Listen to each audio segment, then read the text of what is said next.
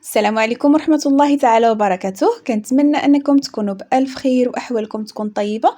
اليوم بإذن الله بغيت نشارك معكم سمنات معمرين في الفران بواحد الطريقة اللي هي سهلة وناجحة وبسيطة. ندوزو للمقادير والطريقة ديال التحضير.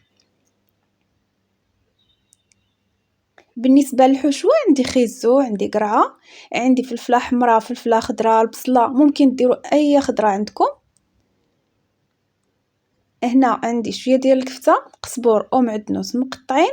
بالنسبه للعطريه عندي شويه ديال الكمون، البزار والتحميره، الملحه، شويه ديال الحار، وعندي قزبور يابس، وعندي شويه ديال الزيت.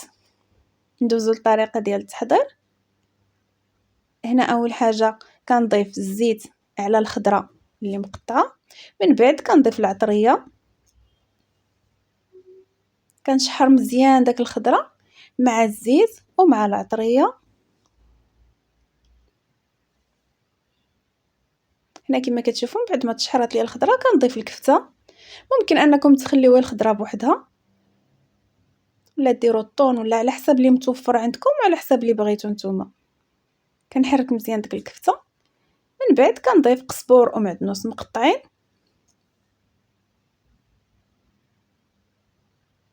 كنبقى مستمره بتحرك. وكنضيف هنا شويه ديال الفرماج محكوك، كنحرك داك الفرماج مع الحشوه وكنطفي على هاد الحشوه ديالي وكنخليها حتى كتبرد.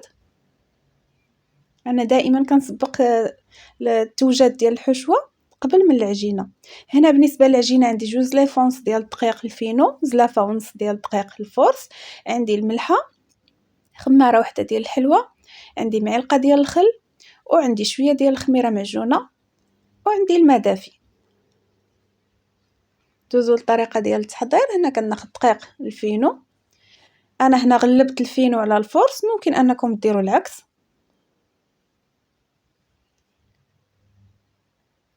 كما قلت جوج ليف اونص ديال الدقيق ديال الفينو وزلافه ونص ديال الدقيق الفورس. من بعد كنضيف الخماره ديال الحلوه، كنضيف الملحه، شويه ديال الخميره، ومعلقه صغيره ديال الخل، وكنجمع العجينه بالماء دافي. اللي ما بغاش يدير الخميره معجونه ما يديرهاش. كندير العجينه ديالي تعجن مزيان، كنبقى كنضيف الماء حتى كنحصل على القوام ديال العجينه اللي بغيت. هنا خديت بلاستيك ورشيت فيه شويه ديال الزيت، كندير العجينه وكنخليها حتى كترتاح مزيان. وهنا كما كتشوفوا من بعد ما ارتاحت ليا العجينه، هنا كنرش سطح العمل بشويه ديال الزيت، وكناخذ داك العجينه كنشكلها على شكل كرات. بالنسبه للحجم كيبقى اختياري، الا بغيتو مسمنات صغار اولا كبار.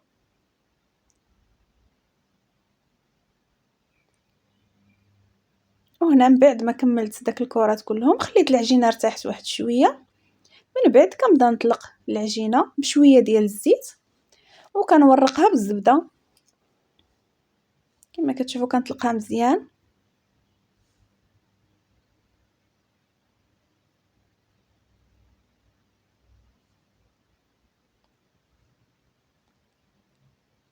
كنطلق مزيان، كنعاون بشويه ديال الزيت، وهنا كما شفتوا درت شويه ديال الزبده وكنجمع على شكل مربع بسمنات مربعين.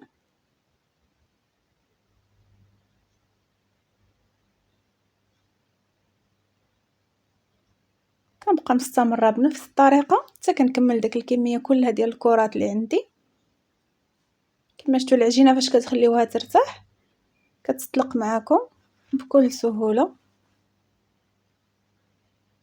واخا انا غلبت الفينو على الفرص، ملي كيكون الفرص كثير كتطلق حسن. هنا من بعد ما ارتاحوا داك المربعات ديال المسمنات اللي خليت كنطلقهم، كناخذ كميه ديال الحشوه كما شفتوا كنديرها من الجنب، وكندير فرماج ديال الساندويتش، ممكن انكم تستغناو عليه الا ما كانش متوفر.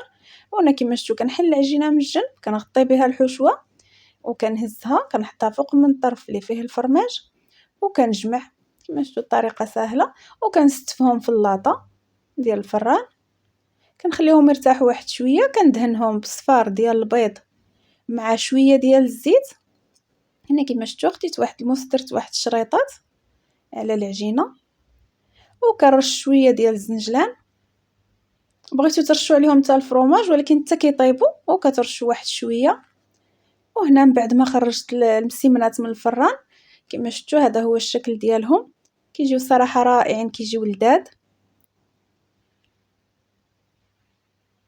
كان هذا هو اقتراحي لكم اليوم، كنتمنى انه يعجبكم، كنتمنى انكم تجربوه. شكرا لكم بزاف، ونتلاقاو في فيديو جديد ان شاء الله الرحمن الرحيم.